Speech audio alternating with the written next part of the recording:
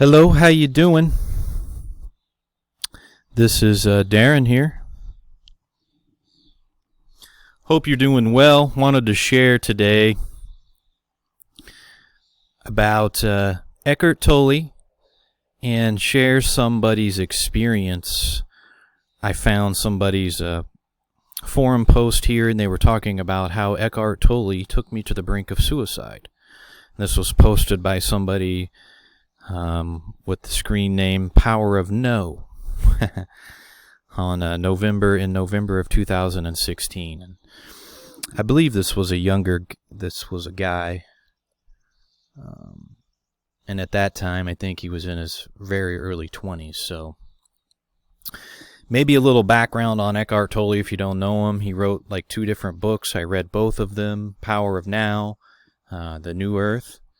And, he's pretty popular as far as, like, alternate type of spiritualities, like New Age type of spirituality stuff. He's pretty popular, so you've probably seen his book, probably seen him maybe on, YouTube videos and different things.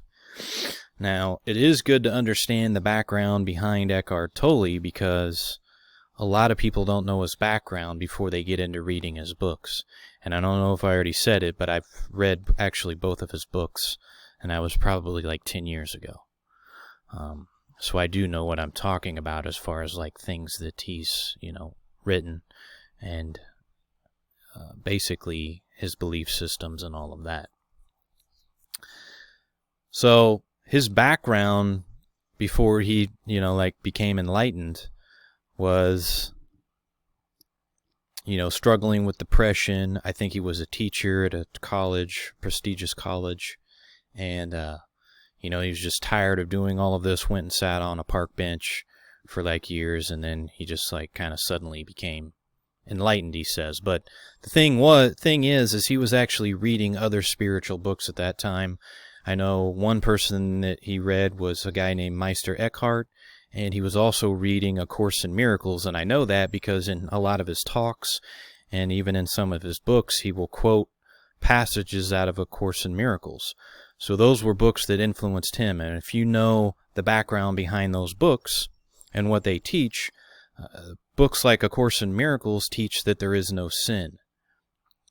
It also teaches that everything is an illusion, the world doesn't exist, basically like the physical reality isn't really real. It's basically kind of a mixture of like Gnosticism, Hinduism, and Buddhism type of stuff together, but it uses a lot of Christian language in the book A Course in Miracles. So if you're a Christian and you're reading that, it'll use words like a Holy Spirit, it'll use all of these different terms, but somebody that has a biblical background, most of those terms are going to be slightly different. They're going to be interpreted different by that book. They're not going to be exactly the same thing because it's kind of coming from more of an Eastern mindset.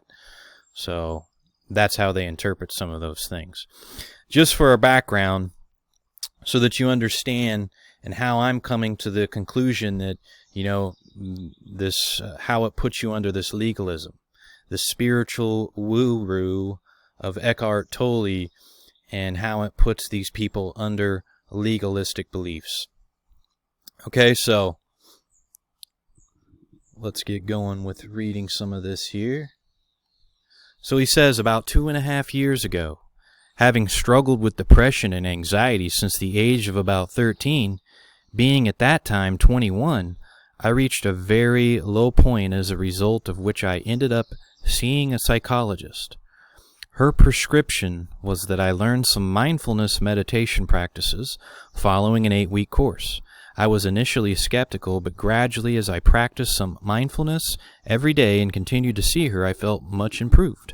Things didn't become rosy by no means, but the attitude of a kind acceptance I learned to take towards myself helped me to persevere through the difficult moments and find more enjoyment in my life.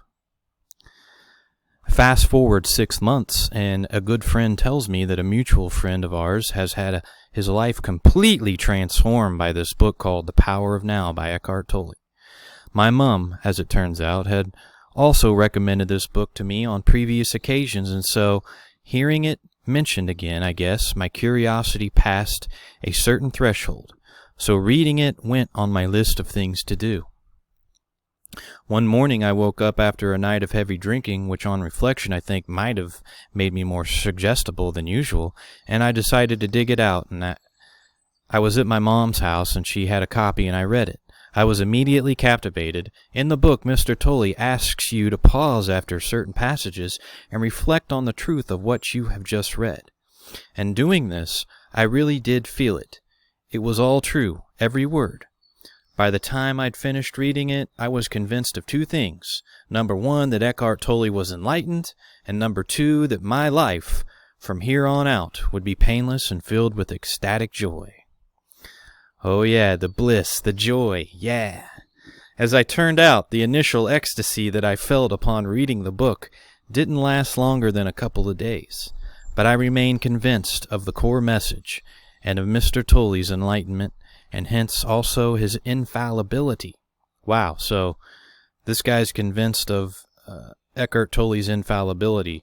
I never actually felt that when I read the book. For me, it was more of, yeah, you know, some of these things are true, but I also doubted a lot of the things. And like I said, if you actually read some of his books and you know even about A Course in Miracles, it'll even tell you don't believe these things. That's the basic teaching behind even Hinduism, actually like Buddhism, Zen Buddhism, and all of these things. It's about not actually even having a belief system, right? It's so basically, somebody like Tolle, he's saying all of these words, he's spending hours in these conferences, and he's saying all of these words, he's talking all of this stuff, and it seems like he's creating a belief system, which he actually is. I mean, and that's the trick of it. He actually is creating a belief system by all of the words and all of the books and things that he's written, but then in the end, he's basically telling people, well, don't actually even really believe all of this stuff. Just let it go kind of in one ear and out the other. Because that's what a lot of that stuff is, if you understand it, if you've ever written into it. They basically tell you don't actually believe anything, which is actually nonsense. Clearly, if things were happening in my life that did not fill me with the joy of which he spoke, it was my own fault. So let's go back. As it turned out, the initial ecstasy that I felt upon reading the book didn't last longer than a couple of days. But I remained convinced of the core message, and Mr. Tolle's enlightenment, and hence also his infallibility. Clearly, if things were happening in my life that did not fill me with the joy of which he spoke, it was my own fault for not maintaining a state of conscious presence. So right there, the guy's beginning to fall out of this place of grace, the state of grace that we're in, where you're not necessarily judging yourself. And now he's taking the words, because of the way that Tolle has written the book about the ego and all of these things. Now, because he felt, you're going into your emotions. He's going into his emotions, and he's feeling all of this high, and he's opening himself up to this now thing, and he's having this bliss feeling, but then it's going, and then it goes away. So now, because now negative thoughts or whatever are coming back into his mind, so now he's feeling like he's doing something wrong, like he's done something wrong. First off, because Eckhart Tolle and all of these belief systems, they don't teach you that sin is real. They teach you that sin isn't real, evil isn't real. So if that's the case, then basically you're responsible. You become the one that's totally responsible for anything and everything that's happening.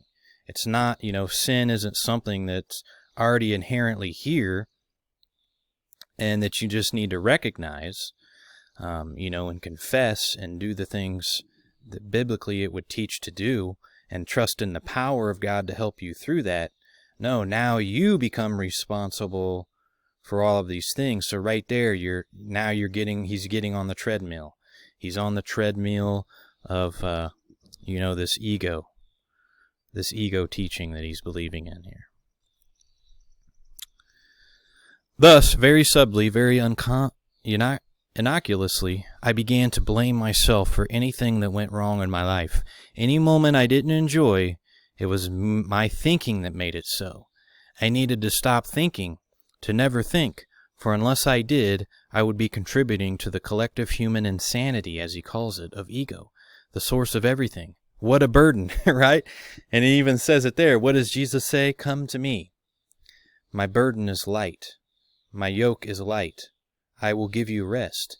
So Eckhart Tolle, in his teachings here, he's actually putting on burdens. He's putting people into legalism and a legalistic mindset of burden, because now they have a false teaching on how to solve their problem of, their depression, their anxiety, and the suffering that they're experiencing.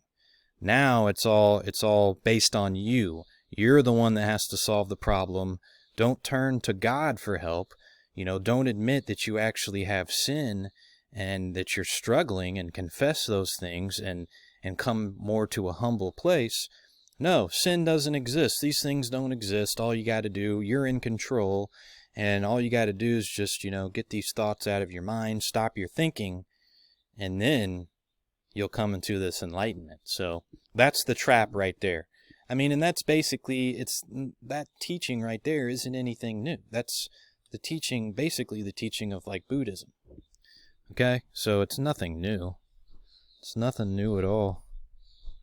In any case, for the next 18 months, I lived in the belief that I could make life blissful just by suppressing my thoughts. Right, so now he's suppressing his thoughts. He's in there looking at all of his thoughts, becoming aware of all of his thoughts, looking at himself, but all he's seeing is, he's seeing the sinful person that we are.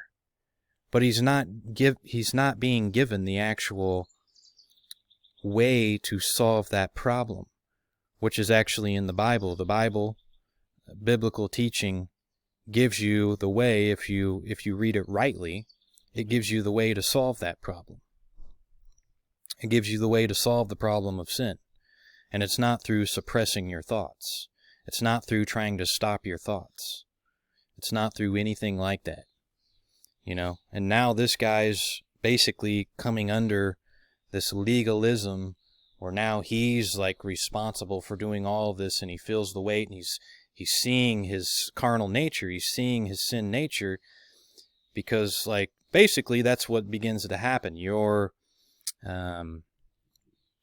Even the Bible talks about examining yourself, but like that's all he's doing. That's all he's able to do, because he's not calling actually on the power of God to help him. So all he can do really is just continue to examine himself. And as he's doing that, he just continually is seeing, how his fault. He's actually seeing his sin. He's actually seeing himself for being not what, Eckhart Tolle is saying that you can be.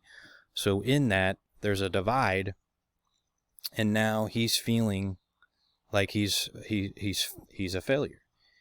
Now you're feeling like it's all of your fault, and now you've got to get back to this place that Eckhart Tolle's saying that you can get to and that it's possible. So now he's on the treadmill of this legalism, trying to get to this place. And I'm not saying that it's not only like teachings like this that can cause that. You can have this from people that teach the Bible wrong as well. You can come under a legalism as well. So, but that's how I see this. That's how I see this as, because you're falling out of this place of grace, and then you're kind of like putting everything on yourself instead of relying on the power of God, instead of relying on the power of fellowship with other brothers and sisters of a like mind who want to come together and confessing together, and the power of that, and exposing the darkness, exposing these things, right? And that's maybe even why like going to a psychologist in a way will work better than this stuff, because in a certain way you're kind of doing some of those things in a way, so you can release some of that stuff even more.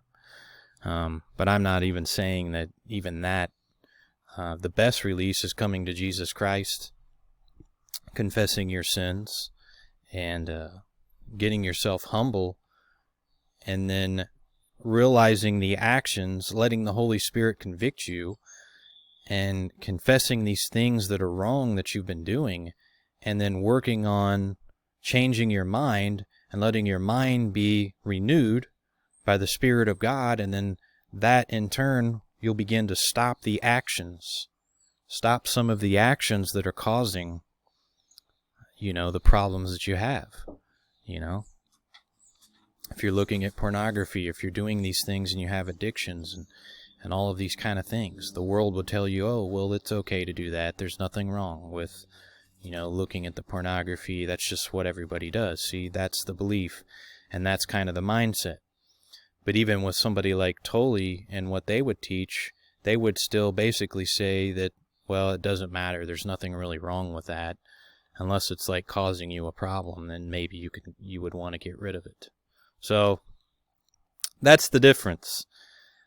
Real biblical teaching is identifying what actually is harmful for you, what actually is sinful, and then going in and actually correcting those things. You're not just making up what you want to believe is right and wrong. So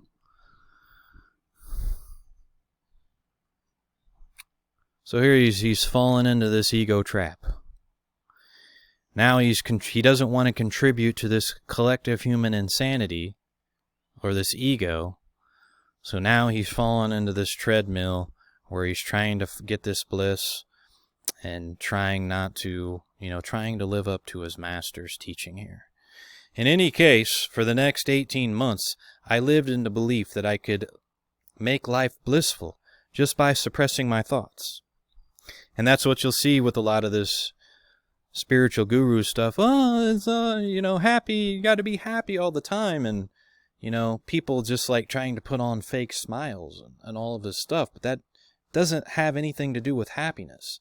Like, I can be happy and I don't have to be smiling.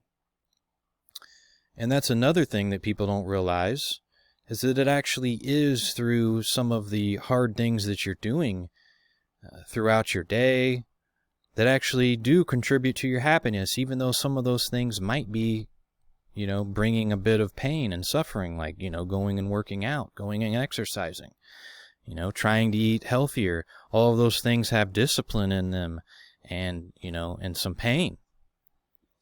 But they bring happiness, and they consistently can contribute to a happy life. So, these people that are just always trying to be happy and ecstatic, like what they're doing is they're like going way too far, like into their right brain. They're becoming imbalanced people. And what eventually happens to a lot of these people is they have big falls, right? They end up having big falls because, they're always high. It's better just to stay like on a level place of energy and not try to be getting yourself up too high, because then you don't have really low lows. Okay. My mind was the number one enemy, the only real enemy. I continued to meditate. But my meditation became more about suppressing thoughts and chasing bliss than about noticing and being with whatever arose. As it had been before, generally, I lived in a state of ecstatic mania. But there were some big crashes as well. But rather than investigating what these were, I just tried to erase them. I already knew all the answers. If I was suffering, it was because I was thinking. My manic happiness soon returned after these crashes, and I essentially just pretended to myself that they never happened. Then about 6 months ago, although I was and remain mostly teetotal, I decided to take LSD at a music festival. I was under some pressure from a friend, but I also believed that I was at such a level of enlightenment that I was incapable of having a bad trip, because I was incapable of suffering. So see, he bought into this idea that, everything is such an illusion, that, I can't actually really suffer, the body's not really real, all of these kind of teachings, right? Yes, that's how much of a narcissist I become.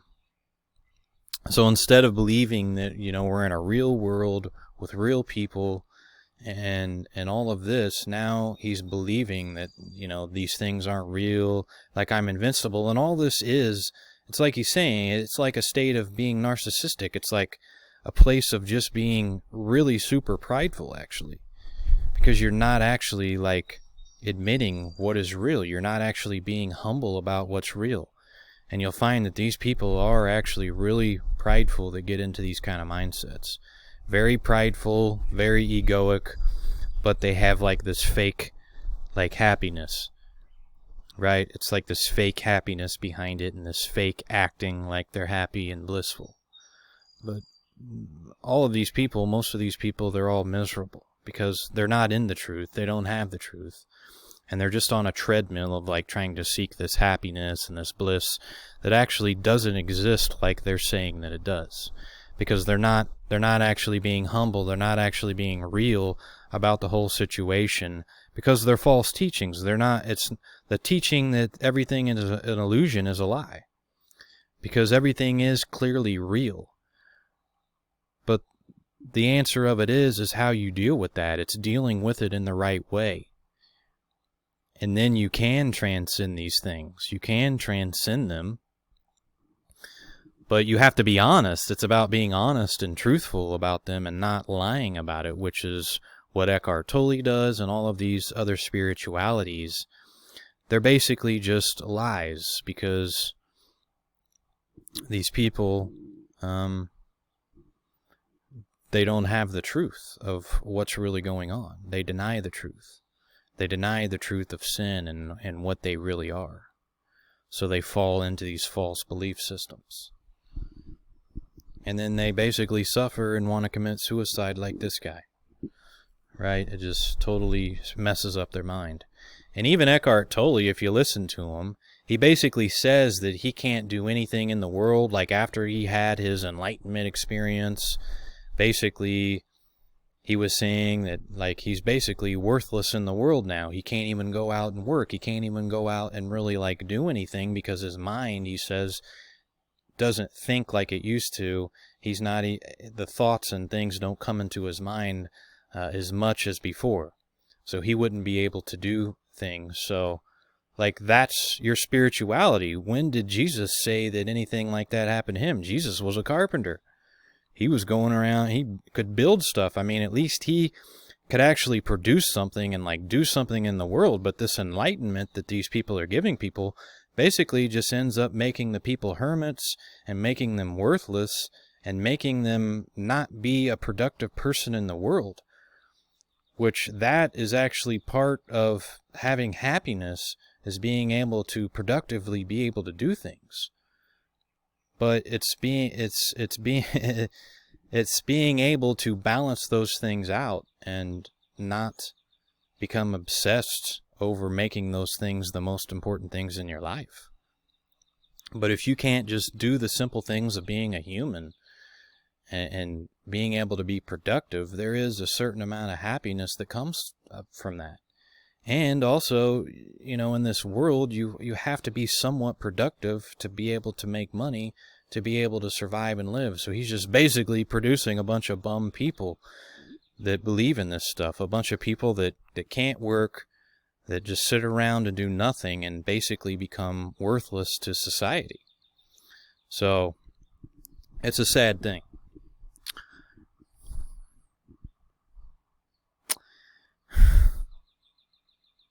Generally, I lived in a state of ecstatic mania, but there were some big crashes as well. But rather than investigating what these were, I just tried to erase them. I already knew all the answers. If I was suffering, it was all because I was thinking. The manic happiness soon returned after these crashes, and I essentially just pretended to myself that they never happened. Then about 6 months ago, although I was and remained mostly teetotal, I decided to take LSD. Okay, sorry. I had already read through some of this. So, he had that trip, and he thought that he wasn't going to have a problem with it because, he's invincible now and can't be hurt. but he ends up having a bad trip on this LSD, which I wouldn't recommend anybody do, even take any of that. It wouldn't matter because nothing bad can really happen in infinity. The self that suffers didn't really exist, and so it didn't matter what I threw myself into. It horrifies me now that I could have ever had such reckless disregard for my own well-being, and justify it based on some hokey-pokey philosophy. But I was in deep. So this is what Eckhart Tolle's philosophy of reading his book and believing these things kind of led this guy to. Not caring about himself, not caring about his surroundings, not caring about people around you, really.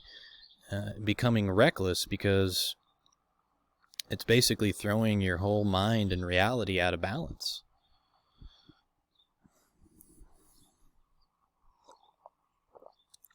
Right? You're instead of becoming humble and really like seeing your problem and really being truthful and honest about those things and working on them, now you've just oh, I'm going to look past all of that, it doesn't matter. So you're actually, in reality, what's happening to this guy, he's going into higher and higher levels of pride. Or you could say lower, because pride's actually taking you low, really. So you're going into like, you feel like you're going high, but you're actually going into like lower, you're going into a lower place. You're kind of like getting further away from God, blocking yourself. Because you're just denying like real reality and what's real. So you're becoming just more disillusioned, and there's no healing in that place, and there's nothing but just like suffering and feeling like you're on a treadmill and being in a very legalistic, burdensome place. And now you've got this heavy weight of having to solve all of your problems without being able to really get God's help because you've fallen from a place of grace, and that's what's happening to these people. I did have a bad trip. Very, very bad. I felt like I had no control over anything, not my thoughts, not my body, nothing. Everything was just happening, and I couldn't affect it in any way. Just watch. I also experienced the agony of solipsism, of everything and everybody being merely a figment of my imagination. I guess I saw the hellish implication of some of my guiding beliefs, courtesy of Mr. Tolle. Since that experience, things have remained pretty hellish. I've had almost constant horrible depersonalization and derealization. People look unreal, like they're made out of plastic or something, and sometimes they twitch like images of an old TV with a bad signal. It's so terrifying that I often find it impossible to find in the company of others. I become very solitary. I had to quit my job because of the fear. I've also been extremely depressed. I've been thinking about suicide a lot. So, Tolle's book's promising this enlightenment, but what did this guy get? He got totally the opposite. Because like I said, in the end, he's basically telling you don't even actually believe all of this stuff. Right? That's like the trick. These people are tricking you into writing all of his stuff, talking all of this stuff, and they're saying that they're not actually thinking, which I believe he's lying. Saying that they're not thinking and that they're stopping their thoughts. They're actually lying because you can't actually do that. And if you try to do that, just trying to do that, you will probably harm yourself. Because you're not in control of those things, and if you try to control them, that's why, you're just opening yourself up to a hellish realm, to the demonic, to all of these things. And that's why these people are saying that they're having these kundalinis and all of this stuff, because they're actually going in and you're messing with something that you're not supposed to be messing with in that way. And that's why like these Hindu gurus and all of these people talk about having like, oh, I had this kundalini thing went up my back and this energy and this power and shot out of my head, and oh, it was so blissful and ecstatic, but, I was through a time where I wanted to kill myself too.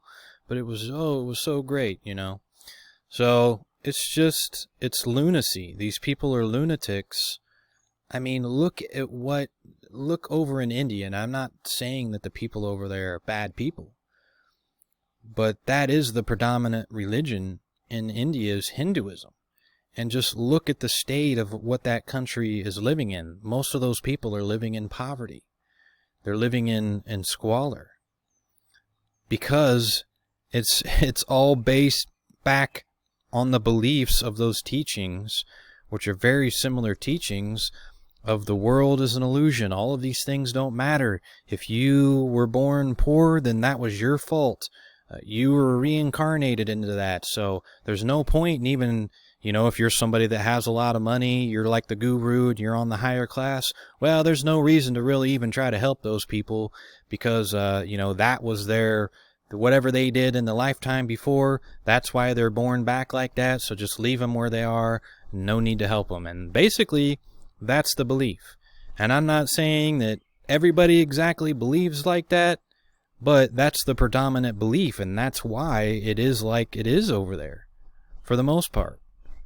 They are having more, as the cultural America or whatever spreads across the world, right? There's more materialism and all of these beliefs. So in certain aspects, some of those things are changing a little bit, and some areas of India are becoming more wealthy in different things, but you still do have a lot of poor areas.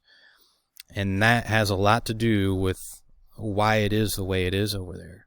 It's those religious teachings and people following around gurus, following around these men, just like this guy's doing with what happened with Eckhart Tolle, because they're putting you kind of in this hypnotic trance, and then what happens is, because they're not giving you the actual truth, it is like this antichrist energy that now, because you're going into this place of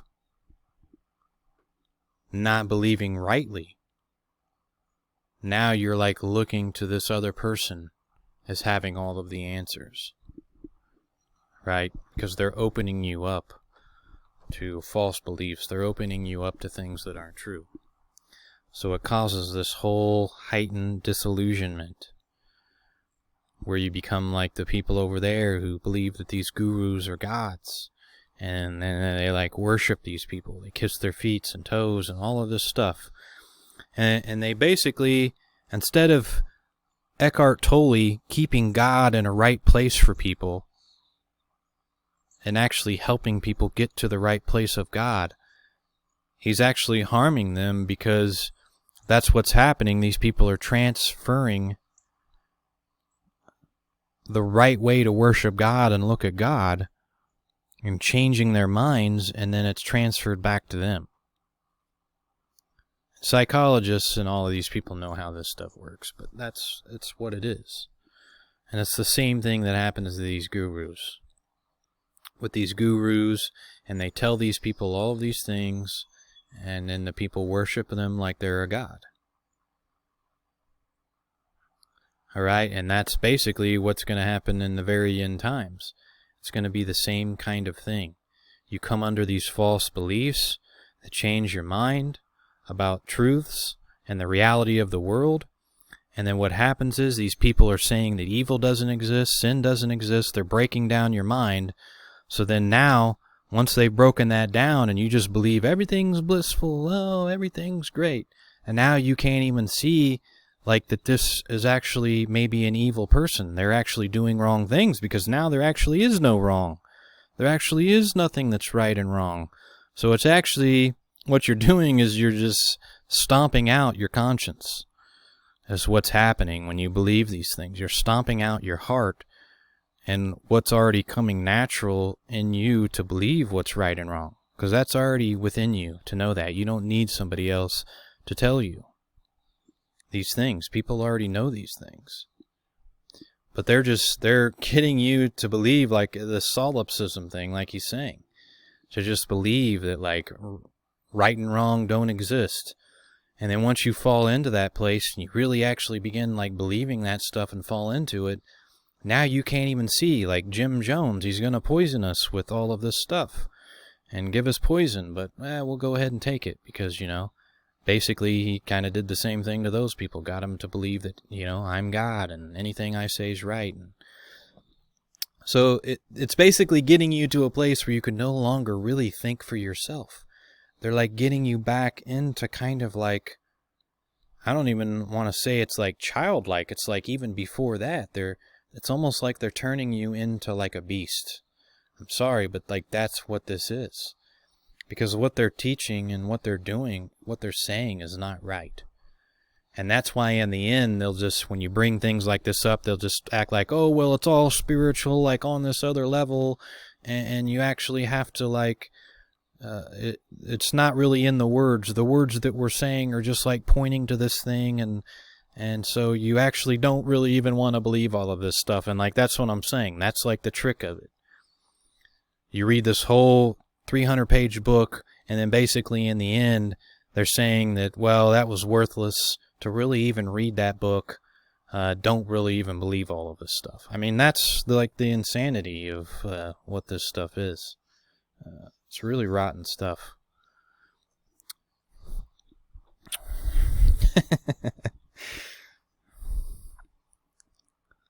Turn to Jesus Christ, my friends. That's where you're going to find.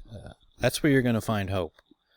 Okay, I know I'm talking a lot here, but that's where you're going to find hope and help from these things through being honest, through confessing your sins to other people that you can trust, and confessing the things that you're actually having problems with, confessing and talking about the things that you're actually struggling with. And then, realizing that, forgiveness, if you hurt other people, if you did things to other people, like recognizing those things and at least being willing to ask and seeing that was wrong, and maybe even going to the other people and telling them that you were wrong and that you were angry. So, you're moving more into this. It's more about being honest, not about denying that things aren't real. And that the physical world's an illusion and that the body is an illusion. That kind of stuff actually really contributes nothing to helping you get to salvation.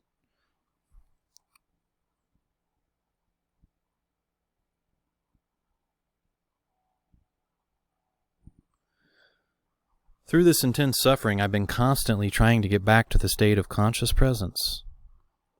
In desperation, I turned back to some of the most obscure passages of Mr. Tolle's book, such as where he talks about the need to keep some awareness in the inner body at all times. I've been driving myself crazy trying to apply that particular nugget.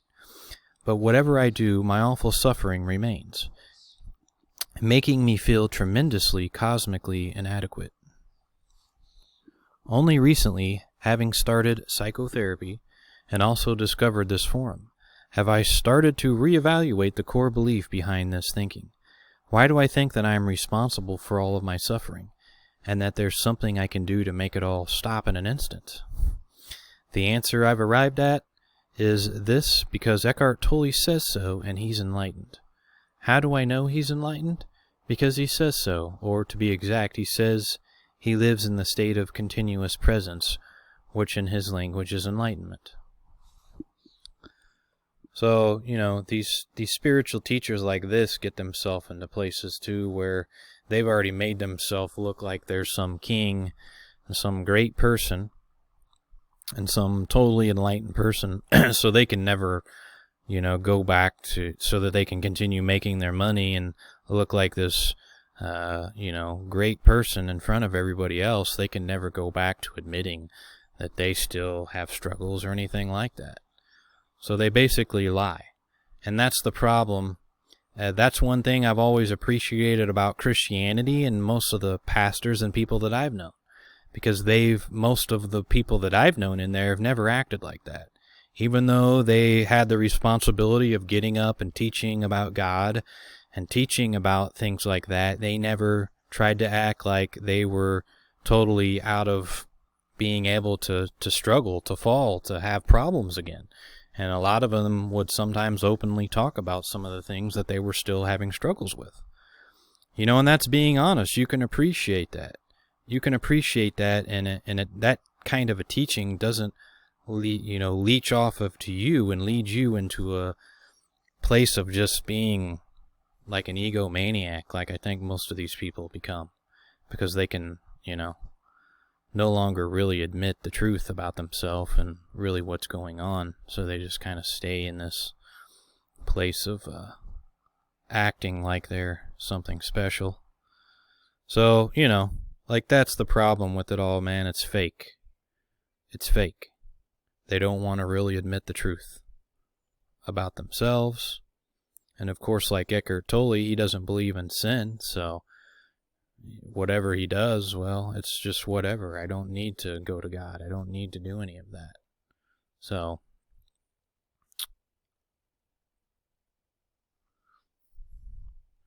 but not to say also that even with that, you can have people that do those kind of things too. I'm not saying that doesn't happen in some supposed Christianity, because it does, where there's people that, cause problems, and I just watched a thing of a guy a few months ago. It was like, I don't remember the guy's name. He was Hillsong, New York. He was like Justin Bieber's old pastor. And, the guy was cheating on his wife, and, why he's in there, preaching to all these people and telling them to, don't go out and commit adultery and do all of these different things, why he's doing it, right? Like, that's the kind of thing that you don't want to fall into, right? Where you're, like, continually, like, living this life. It's one thing if you just do that one time, you fall to it, and you realize you were wrong, and you stop it, and you don't do it again, okay? I can have understanding for something like that. But if you're somebody that's up teaching other people, and you're telling them not to do these certain things, but you're actually going out and actively doing it every day or whatever, like that's just, you've moved into a bad place, right?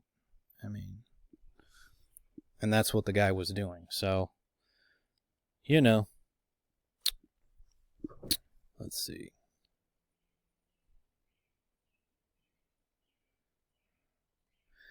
But if I doubt his infallible teachings, or the teaching, as he arrogantly calls it, that's my wicked mind trying to deceive me, isn't it? What a perfect trap Mr. Tolle lays for his victims. They're not allowed to question a word he says, because the very act of questioning is a kind of supreme evil. Apologists for Mr. Tolle might refer to the passage in The Power of Now, where he says not to take his words too literally, but rather to feel the truth behind them, or so much, fine. But why the hell go to the trouble to write multiple books and give endless lectures laying out this complex belief system if we're not supposed to take the word seriously? And surely if he's enlightened, it's reasonable for us to think that there must be some sense behind his spiels. Otherwise, why would he be sharing them with us? So there you go, and he basically realized some of the stuff that I was already saying. That a lot of these things were just traps and tricks, and basically don't even really believe in all of this stuff they're saying, or it's going to screw up your mind. Because it's not true, alright? These New Age things, all of this kind of stuff, it's not real, it's not true.